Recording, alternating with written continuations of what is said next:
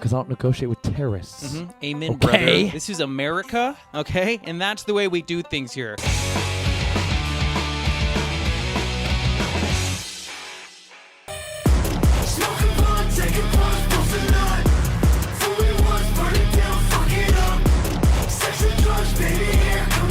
All right, Frankie, we're all warmed up now. I was wondering if you'd be walking in here with a sword today, and you did not disappoint. I don't. I never disappoint. Walk me through the backstory of this damn sword, of swords in general to you, because you seem to be a guy who loves his swords. I like my swords. I like my sword in my pants. Okay. I can tell that by your I like lyrics. all kinds of swords. I do. Yes. I talk about my dick in my lyrics. A lot. Does your mother approve of that? She's used to it at this point, so she doesn't have a say. It's gonna happen lyrics. regardless. Yeah, so the backstory of the sword is basically that my name means holder of the mighty sword, but that's not really why I did it, because I don't really identify with it that much. It just so happened to be that I made a song called My Sword. Unsheath my sword, grab my pants, fuck this shit, I wanna do my dance. And that kind of started making the rounds on TikTok and doing that whole thing that it does these days. And then I got this sword for that music video. I'm taking it you're a Game of Thrones fan based off that video, yeah? Skyrim, Game of Thrones, pretty much anything nerdy as fuck I'm into. You're in. Yeah, I'm into it. And then, so I got this sword from a movie prop guy literally down the street here in Burbank. I think Sword in the Stone or whatever is his name. Shout out, big motherfucker, big blacksmith. He opens the door at his, it's like literally a blacksmith that I got this from, even though it's like not sharp. He made that. Yeah, made it. And he walks up to the door. He brings his little doorbell, and he walks up, and he's like he's like 6'8", in a giant apron, like with soot on his face. Chainmail, just. No, that's great though. And I got this sword from him, rented it, and then I started fucking obviously just like posting pictures with it and doing all that type of shit, TikToks with it, and then everyone started being like, sword gang, yeah. And then like my fans started identifying with it, and then I thought it was cool, and then I started identifying with it, and I was like, all right, fuck it. So I just texted him, I was like, yo, how much just to buy this? Like outright from you, you know? Like this is becoming a very important part of my of my life, of my entire life. So I bought it from him. Just had to spend like a couple extra $100 just from the rental, like on top of the rental. He was gracious enough to count the rental price in the final. Good man, knocking a couple bucks off the top. That's respectable. It was a nice, simple negotiation. Yeah. And then, I bought it, and now it's gone with me everywhere. I got it stolen from me once in Florida when I did this like little show thing in Florida. Put a GPS tracker in that thing. I got drunk and started handing it out to people just to like take pictures and shit, because everybody was like wanting to take pictures with the sword, and I was like, yeah, fucking do it. And then next thing I knew, I was talking to my friends for like 2 seconds, and I was like, where'd my sword go? And it's gone. Where is it at? I don't know who had it last. I don't know where it is. They stole it, held it for ransom for like a month, and then eventually I got it back. Because I don't negotiate with terrorists. Amen, brother. This is America, okay? And that's the way we do things here. Now that we're done talking about the sword, I'm going to set it down. So we're going to set the sword down. Don't need to worry about it falling on the dog. Frankie ran away. Oh, she's got a toy at least. Thank God. Don't chew stuff up. She destroyed that carpet last interview, and it was heartbreaking. I want to talk about your past, though. You are my traumatic past. Eugene, Oregon. And I know that before you've really in the past few years established yourself as Jeris Johnson, and just the we'll touch on your music in a bit because it's wild in the best possible way. Thank you. Appreciate but I know that you had Audiophobia, and did. that was a metal band that you were a part of. It's true. In Oregon.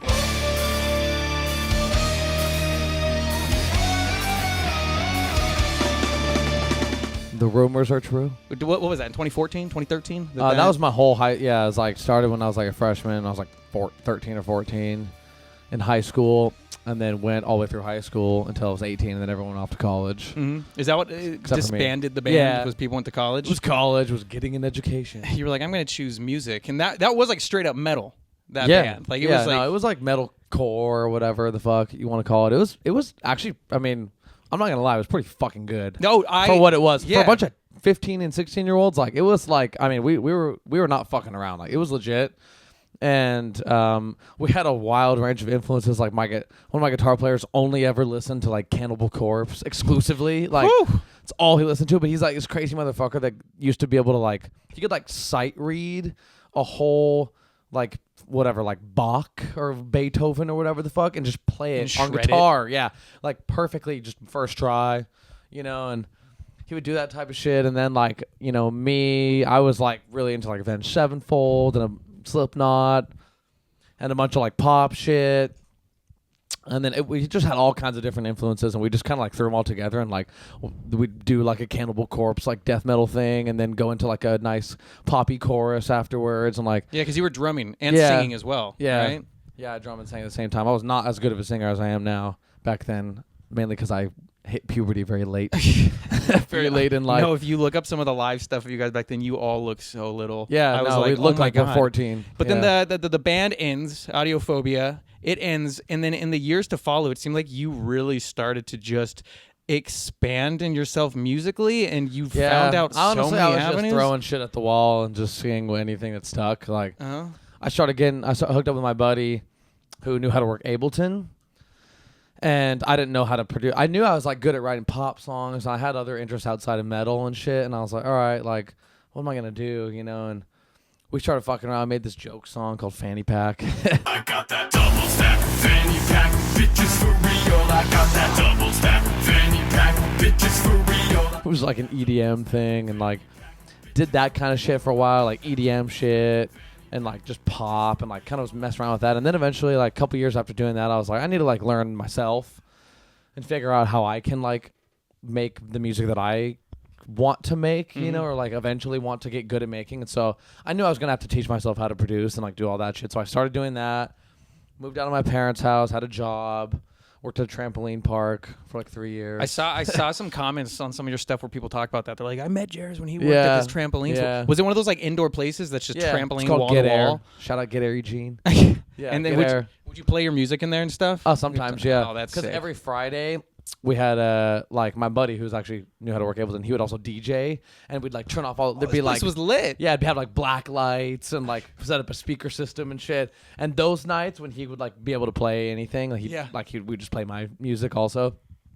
And yeah, there's all these regulars. Like I feel like most of the kids that are commenting that are like probably some of my regulars that used to come in, and like these kids would come in and jump at the trampoline park like every other day or just at least multiple times a week. And I just let them in for free and shit. Like, whatever, get on yeah, in here. just go, fucking go. They just knew my music like through that because we could always obviously talk and like get to know each other. And I like them. They're funny kids. I'm always used to people like taking like hip hop songs or rap songs and kind of remixing them, but you started to do it with like metal songs and rock songs. Because something I realized early on that was cool about like that I really liked about like rap music and shit was like how much they sampled other shit. Yes, which you don't hear in other genres. No, you I don't feel hear that like. in other genres of music, and I think it's just probably built into the like the history of like hip hop and like how they used to like make the beats and shit. Like it was all through like sampling and vinyl and everything like that. So I think that's probably just how it started, and now it's just continues to manifest itself in that type of way. But like I really liked. Hello, are you gonna come up here? Frankie, stay. I really liked that aspect of it, and I always thought it'd be cool to like sample like some of my favorite riffs from like my childhood and shit. So that's what I started doing, you know, it was like on TikTok and everything was like sampling Down with the Sickness. Get up, come on, get down with the sickness. Get up, come on, get down with the sickness.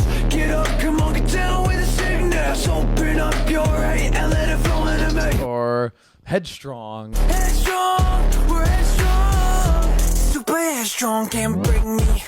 And even Stone Cold can't take me. Or Last Resort, obviously. Cut my life into pieces. This is my last resort. And so on and so forth. I just started doing that because I thought it was cool. Like, well, these fucking super like iconic riffs and musical parts, they're usually fucking right there for you to sample. Like they usually play them at some point in the song alone. I just YouTube to MP3 that thing. shit. Oh my god, yeah. YouTube to MP3 that shit, bring it in, chop it up, start fucking with it, you know, like doing whatever I wanted to do to it, changing the tempo, all that type of shit, and then build a new beat around it. And like I just, you know, rock, it's something I've said a million times now at this point. It's like obviously what people know me to be now is just like rock has just not had that kind of like super creative, like forward thinking energy that uses technology and like new shit in like a really meaningful way. Like I feel like the most a lot of bands will do is just like put synths and shit in their music, and it's fine. Like I like that stuff too, but like in order for rock to really like ascend to the heights Just that the it next was once level. at, yeah, just to the next level. Because like when I was growing up, you know, I identified so much with that shit because it was what I fucking saw. It was all over, you know, MTV, And it was TV shows. paving the way at that point. Like, it was paving the way, yeah. breaking Like, new ground. Yeah, Linkin Park was like the most boundary pushing shit ever. Honestly, it still sounds more boundary pushing Then than a some, lot of the stuff. Dude, And I know it's crazy.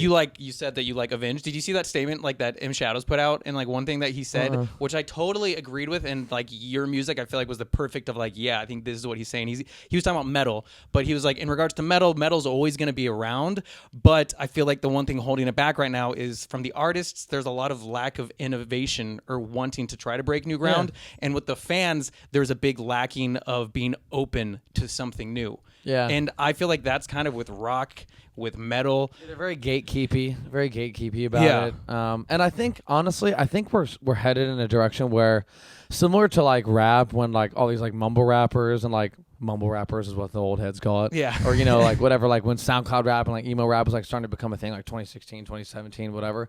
Around that time period, like all the like older like hip hop heads like hated it. Yeah, exactly. It's like we're gonna need to start getting like, you know, there needs to be more of me who are just like doing this shit and like making beats on their fucking laptop, but like calling it rock and putting a rock attitude on it and like really doing it. And of course, I'm not the only one. It's like has rock influence in their songs, obviously. Which I mean, you popped could up a even lot in the consider rap like world Lil lately, which Peep is- and shit like yeah, that to exactly, be like rock. exactly. Like I would call it rock. So, like, you know, I feel like it just needs to be redefined for a new era because, like, that's what all of our favorite bands were always doing. You know, every great movement in music and in rock especially always had those artists that were like really truly sounding pretty fucking wild and crazy for the time period. Like all of our favorite bands, all the ones that are still headlining the festivals were for the time like groundbreaking, like what the fuck? I never heard anything like this type of shit. And now 9 times out of 10 when you listen to a rock and metal song, it's like, oh, they sound like this one thing I heard 15 years ago. Or they sound like this band from 10 years ago.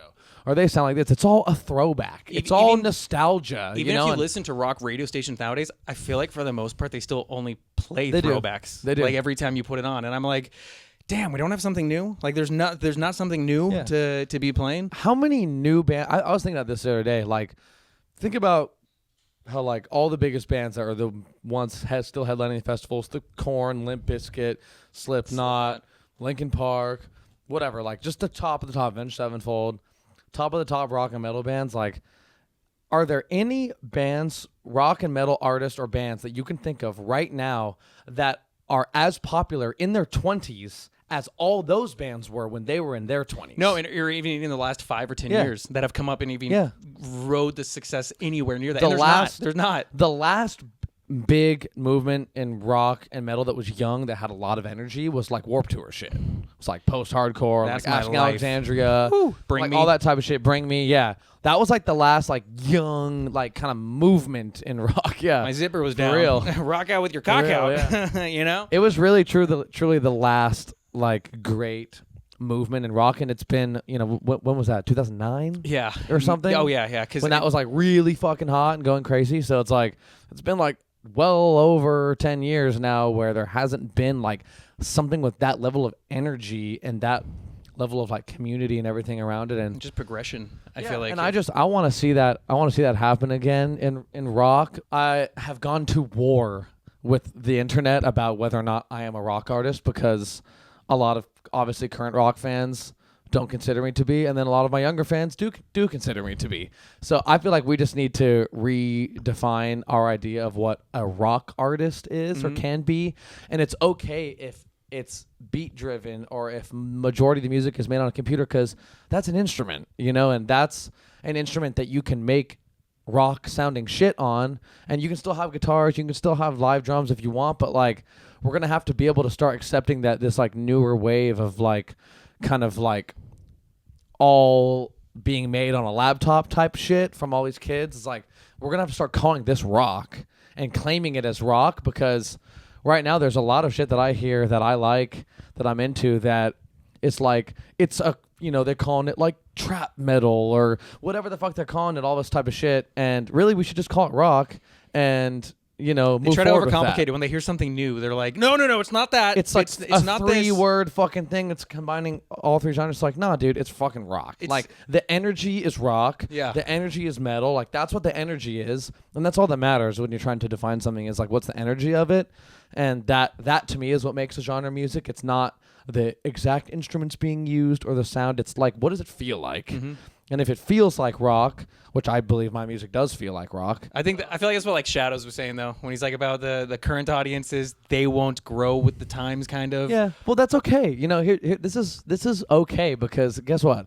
Old people are supposed to be old, and they're not supposed to grow. They're with the showing their times. age. Yeah, they're supposed to be like that. It's okay, and some of them are, and some of them are. And I have a lot of older fans actually. A lot that hit me up and they're like, dude, I haven't heard a rock artist this exciting since I was going to these shows in the 90s. And that's shit. awesome and like, to hear. And that's That's awesome. cool. Yeah, I welcome those people 100%. Uh-huh. It's just like, there's always going to be, old people aren't supposed to like rock and roll. That's the whole point of it. That's what rock and roll is. Yeah. So that's why to me, like all these like fucking rappers and like shit that's like, what would piss old people off the most is like, a lot of rap and like hyper pop and like newer genres of music that are made by fucking 16-year-olds in their bedroom doing some dumb shit and saying some crazy shit. Like that's what my grandma would rush to fucking turn down the stereo in the car if I was playing it, and that's what rock was always.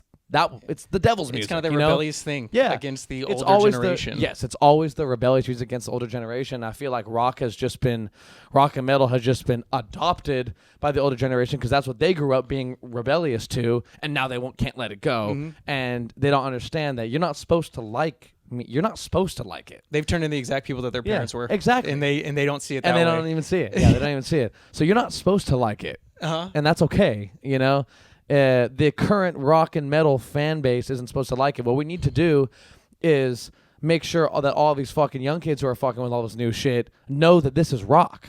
That's what they have to do. We have to make sure that they know that they're a fucking rock fan. Like, nah, you don't like Playboy Cardi because you like hip hop. Like, you like Playboy Cardi because you like rock. Yeah. You like Lil Peep because you like rock. And I think actually the biggest thing for rock in the past like decade has been hip hop and rap. Like the what it is, 'cause that's where the attitude emo is. rap coming out. Yeah, and just like so many aspects of it. I'm like, I feel like these are the genres that are actually helping bring rock forward, which is really cool. But then there's you, and I think you're actually using rock and metal to kind of modernize the genres. I'm just the first one that started saying I'm a rock artist and not a rapper.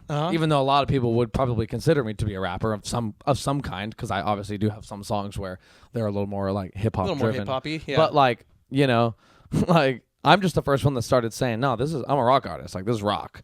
So I mean, even my first song that we dropped, like I had all this old music, all that old EDM shit on Spotify, and I fucking deleted it all. Like when I started blowing up on TikTok, and Damn obviously being like my biggest song. Damn, fucking insane. Shoes like, baby, will you roll my hand? When that dropped, that was we released that as a rock song. Like, we put that as genre, and it's obviously I'll even acknowledge that that's debatably a rock song.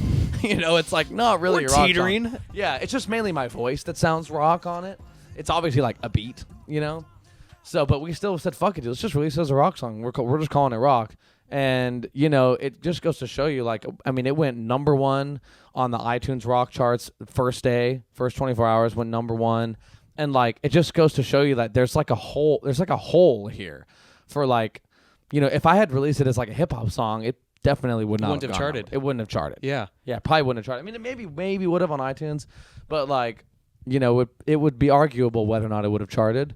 And so the fact that we released it as rock, we're like, no, we're just going to release everything as rock. And I'm a fucking rock artist because that's what I love and that's what my background is. Oh, that's your blood. And that's in my blood. So whether or not I have all the same, old man drums and guitars that everyone's used to, that's just the fight I'm just going to have to fight forever. It sounds like it's just trying to redefine that. But, those are the best things. I feel like those are the things that really matters when, like, you're doing something that it feels like the world is kind of like against you and doesn't agree with, but in your heart it's the thing. In your heart that it's the right path. Yeah. And so I just have to go down that. I just have to keep going down the path, even though I know it's just nothing but resistance. But it you seems just like have you're to do having it. fun, like Yeah, with of what you're course. doing. You're just killing it. Of And course. I gotta obviously mention Papa Roach because I was at the pizza party you're show. there? Oh, so I fire. saw you there.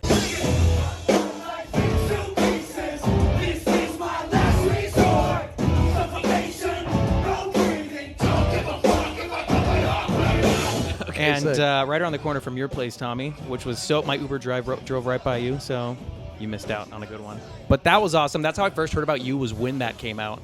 And then I was Reloaded. And then Yeah, I that saw was a lot of people. Yeah, and I saw the video and I was like, oh wow, this is like legit. Like he got the Papa Roach boys on this track. Actually, this is amazing. Cut my life into pieces. This is my last resort. Suffocation, no breathing. Don't give a fuck if I cut my arm bleeding. Did that just stem from you doing a TikTok segment with it? Yeah, That's literally. so sick Yeah, that you they ended saw up it. doing that. They just saw it, and they're smart, dude. They're fucking so smart, and they are one of the fewer like older rock bands that I've seen that are truly. I mean, even their new album is like legitimately by old rock band standards. Yeah. It is like way forward thinking and way pushing the boundaries, and I love pretty much. There's like no misses on that album for me. Oh no, it's In terms of fantastic. songs, such a good album, and like. You know, that's like really cool, and I knew that they were the real deal fucking right when they invited me to come hang out, because I was like, these guys get it. In the studio with Papa Roach on some 2021 shit, baby. Cut my life into pieces. This is my last resort. Suffocation, no breathing. Don't give a fuck if I cut my arm bleeding. Don't give a fuck running through my head. All these years wishing I was dead. Then we hung out, and we just got along super well. We were showing music back. I was showing Jacoby like a bunch of music in his truck, knew my new shit. He was showing me their new shit, and I was like, I was surprised. Like, because I wasn't, of course, I didn't know what to expect really. I was like, okay, it's Papa Roach, Last Resort, and it's not like, I'm not going to lie and say I was like, I didn't like keep up with them over the course of their whole career. Yeah. I strayed away, a little bit. But like coming back and like hearing some of those first songs that ended up being on the record, I was like, damn. Like, that was not what I was expecting. I love how open like Jacoby is and all that, to kind of embracing like a world of social media and the younger generation of musicians and working alongside them. I love to see that. Because he's a fucking smart ass motherfucker that totally gets it. He totally fucking gets it, and he loves pushing the boundaries just as much as I do. And I mean, they did that when they were, Last Resort was a boundary pushing song when it came out. Exactly. And it was part of that wave of shit that was blending hip hop and metal, and it was doing cool shit. And the lyrics were super edgy and like for the time period, really like meaningful and dark and like on the nose, kind of. And like it was just like it was a huge deal. So it was just like, they're a group of people that just fucking gets it, and I really love and have the highest level of respect for them, because they're just fucking down with the program, and they totally get it. And that's how I know it's like there's a lot of people on the inside of this like rock and metal industry, and a lot of bands who have hit me up asking me to do a remix. Can you to remix their our song? Yeah. So I know that people know what the fuck's going on the inside. It's just all the fans gotta catch up now. I feel like I've been seeing you all over, because then I was also at the So What 420 event. You were there too? Yeah, you were there. I think you're going to be playing at So What coming up. And did you do Unsilent Night as well? I did. Jeez. Were you there for that? I wasn't at that, but I know Mike Zima really well. Yeah. And I just Mike's homeboy. I've He's seen your fucking name sick. just like popping up everywhere, and I'm just like, whoa. Yeah.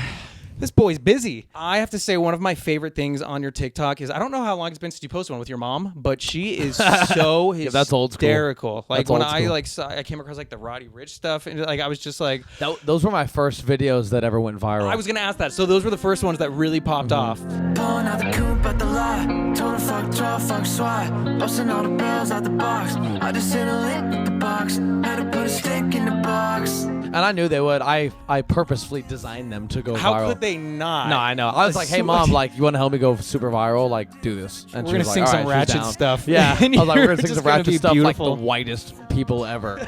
And we did, and it fucking worked. The first one that popped off actually wasn't even on TikTok. It was on Twitter. Was it from TikTok, but it Tatiana. popped off on No, Twitter? I didn't even. TikTok wasn't even really around. Like, Oh yeah, because it was in 2019, I guess, when you started doing that like, stuff. Yeah, like honestly, I think that first one was in 2018. Oh wow. yeah, Jeez. it was hella old school. Or maybe it was like end of 2018, early 2019, something like that.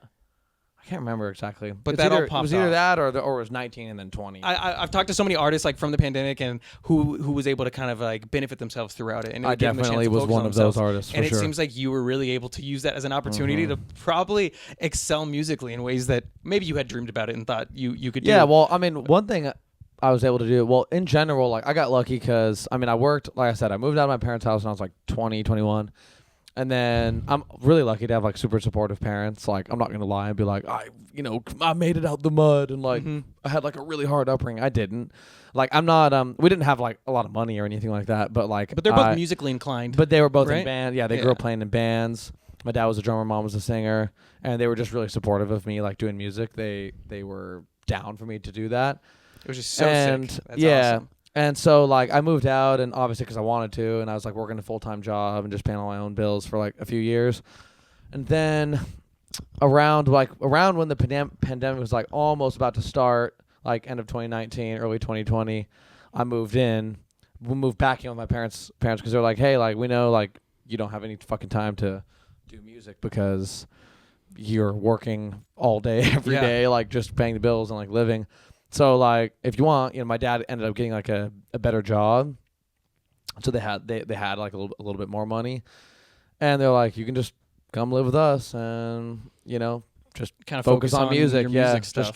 just try really hard and focus on music. And I was like, yes, I'll do it. I don't give a fuck. I don't care about my pride or my ego or anything. I'm gonna fucking do it. No, that's amazing. I feel like so many people would love to have an opportunity Yeah, of having I know. supportive parents. I know, and I'm very that's lucky. great. So I just took it, and I just worked my fucking ass off, and I did it every day. That was when I was really catching my stride with like producing, like getting better at that, like just doing it every day, and like getting better. That's when I started posting on TikTok. I failed on TikTok for a lot of the time. Yeah. That's when I started doing the shit with my mom because she was down, I was there, and she was there all day. They're really and I there was to like, support you. They do whatever. I was like, hey, I got an idea. Like, let's fucking do it. And it was those videos where an idea I had, like, was sitting on that idea for like 3 years. Like, what if me and my mom did like rap songs, but like made them like hella acoustic, and like we're saying all the lyrics, all the cuss words, like everything, and just did it all. Nastiest lyrics coming from your adorable mother. And we're harmonizing and shit. Yeah. So I knew it was gonna work, and it did. And then that got me like 50K followers on TikTok, doing those things. And then nothing ever really popped off besides the two main ones that did, which was The Box and Tatiana. And then after that, I was like, all right, like, I need to fucking be, like, an artist. Like, I need to, like, do my own thing and, like, not branch be, like... out and be me. I could have... me and my mom could have started a fucking YouTube channel. I could have, like, Man, you guys could have been the I could have hottest made duo. $1 million from that. If I just, like, played the game right and, like, branded it perfectly, played social media super right, and just fucking went for it, like, we could have been, like, a sensation, like, that would have made, like, a lot of money Just and gotten sponsorships. Mother-son... We could have done that, but I knew that like that that ain't gonna be for me. I need to go be a fucking star. Yeah. Like, I need to like go fucking actually do this thing with my life.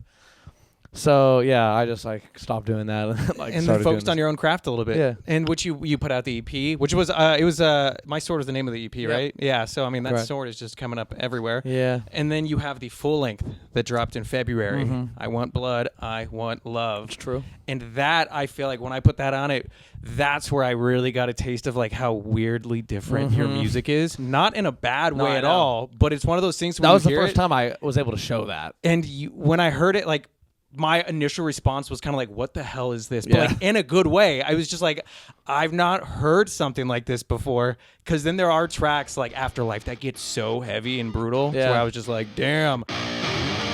I'm dead.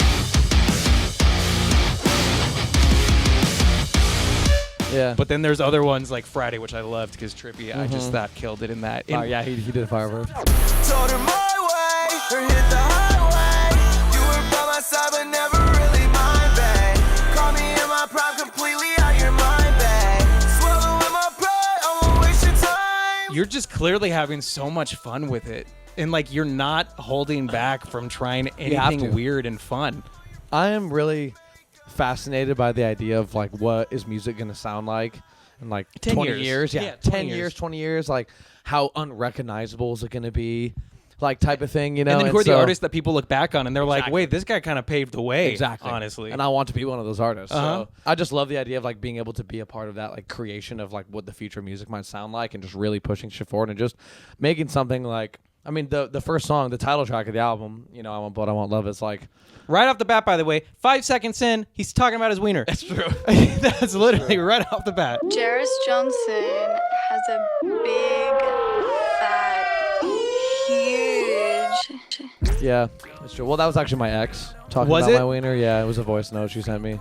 She said ego. She actually, I'll say the truth. She said Jeris Johnson has a big, fat, huge ego. I just cut out the ego. I think that is hysterical Yeah. because I had no idea, obviously. But that song, it's like honestly one of the ones I'm most proud of just because it's so... There really is nothing. I mean, I'm not just saying this because it's my song. Like, there is nothing that sounds like that.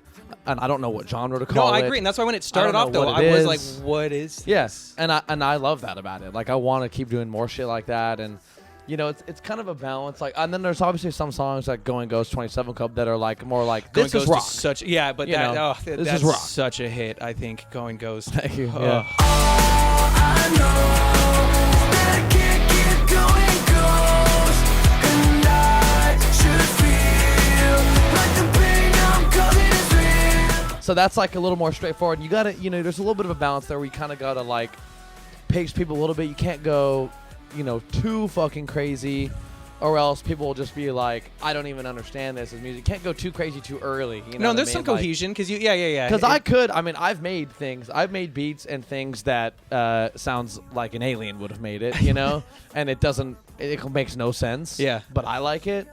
But I might have to wait a couple years to like before you put can those fully on put the that, you're song. gonna let it build up to that a little Yeah. bit, and then show the world. But no, it's all awesome, and I did love, by the way, the video that you had for Friday. Wait, was that the one that had Pinfield in it? Yeah. Turn it up!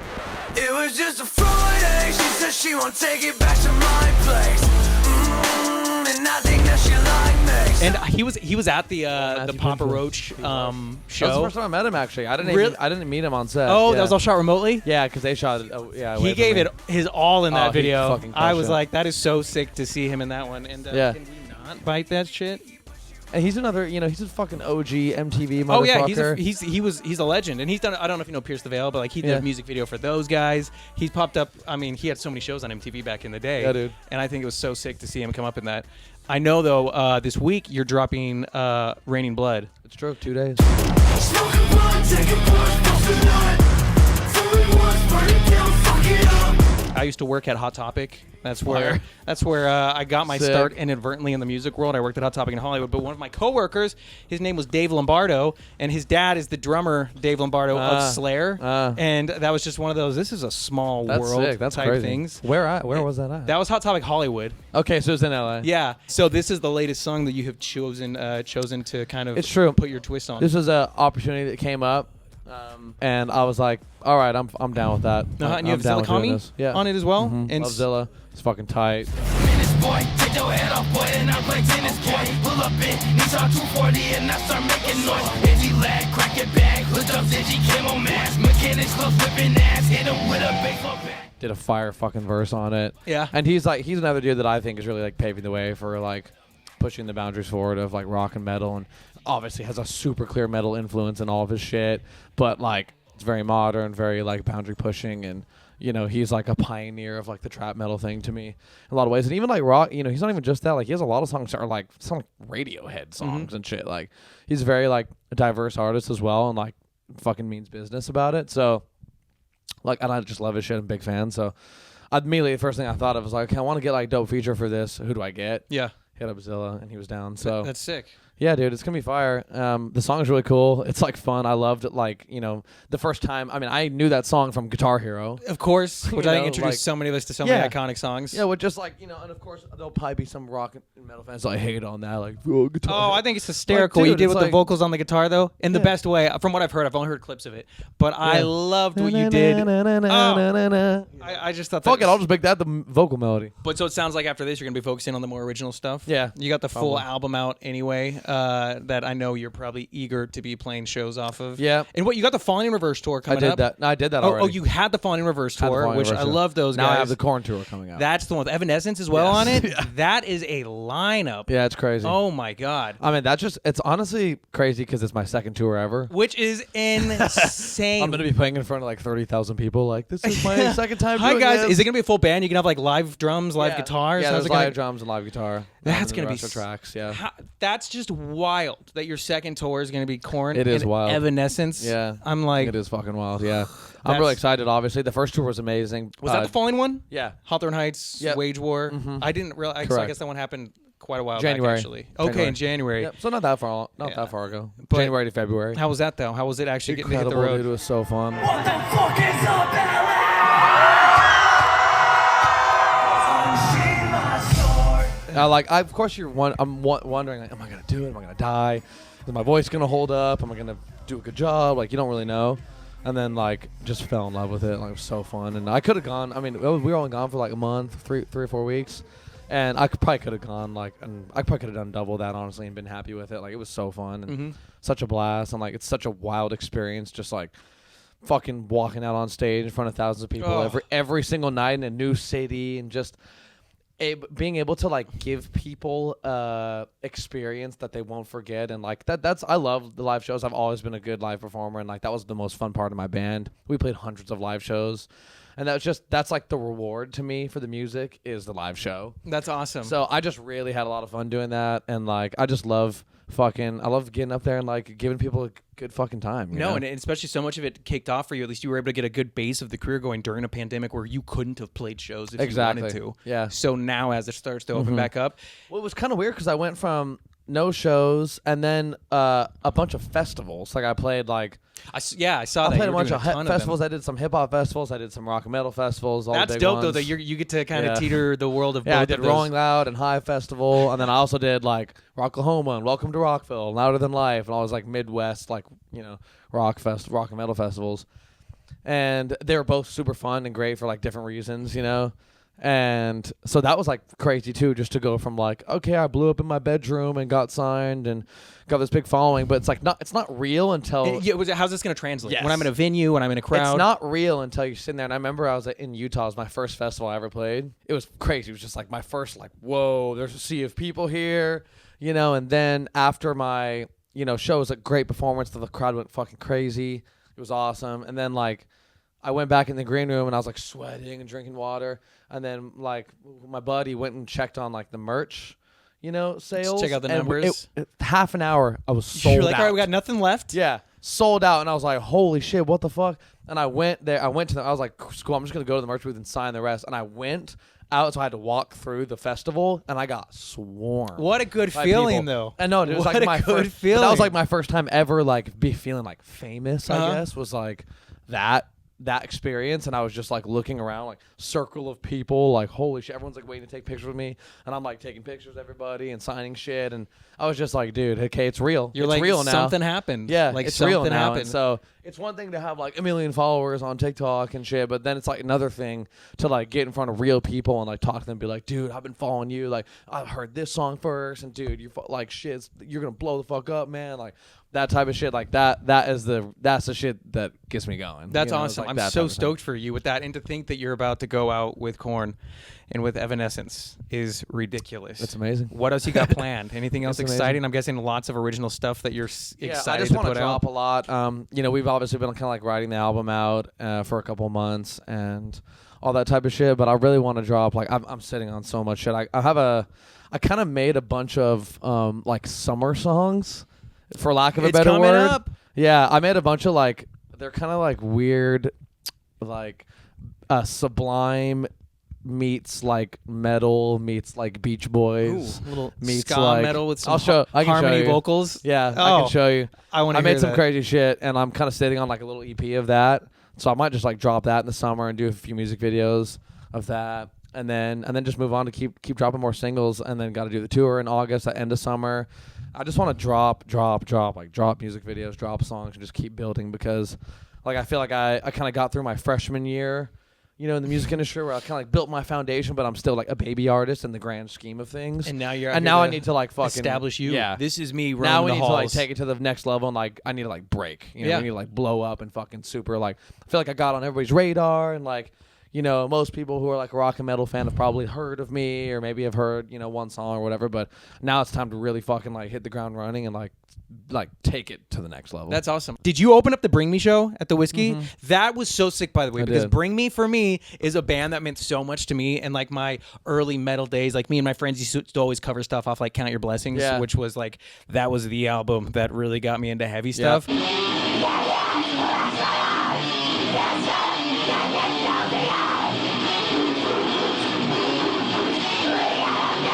Yep. And I'm so jealous that you got to not just go to that show, Dude. but perform at that show. They're incredible. I heard your version of "Can You Feel My Heart," which was just awesome. But that's so sick that you got to perform at that show. I love those guys. Yeah, At the I Whiskey. I wasn't supposed to. I saw they were playing it the day they announced it, and the tickets were like about to sell, and I just texted Ollie. I was like, "Hey, like, y'all need an opener?" What? Yeah. You found out day of that you got the spot day of the Not show, day pretty of much. the show, but the day they announced Pretty the much, show. which was pretty quick. Yeah, it was like a week or two before the show. That is so Yeah, sick. I just hit him up. He was like, "Dude, like, oh, let me see, you know, like, let me find out." And then he comes back like an hour later and was like, "You're doing it." I'm like, Props "All right, to him. fire." I saw so many videos. and I Yeah, saw shout so out, much- shout out Oliver Sykes. Yeah, Dude, that's Oliver another guy. Sykes. Fucking clearly on another level, dude. He's so good. And he does. They're one of the bands that I feel in the last 10, 15 years for rock music, they've done some cool moves. Oh, 100%. Yeah. I'm a big fan of them. Big fan of everything they've done. And Oliver continues to fucking make some crazy ass moves and just do more and more collabs that you wouldn't expect. Do bigger and bigger shit. Like, you know. that Ed Sheeran performance that he did, if you saw that, Yeah. wild. I mean, was like, just crazy. But that's the type of shit I love. It's like, I love the shit you're not supposed to do. Yeah. Like, Bring Me the Horizon, Ed Sheeran were never supposed to do a performance together, and it happened, and that's why it's cool. and look what You know? the shows that Bring Me can still play. They can come sell the Shrine out. Like, they can come out and do such big stuff. But, dude, thanks for chatting so much. Hope my Thank you for dog having me, wasn't bro. too annoying. No, I love your and dog. I absolutely love the new She's a album. sweetheart. The music, it's cool to hear just something so fresh and fun.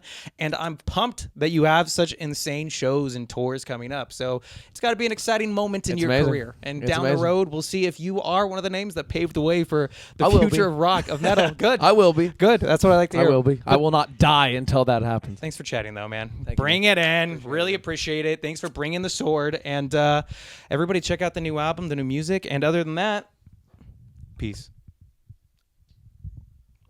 Woo! I think we covered a lot. That was a good one.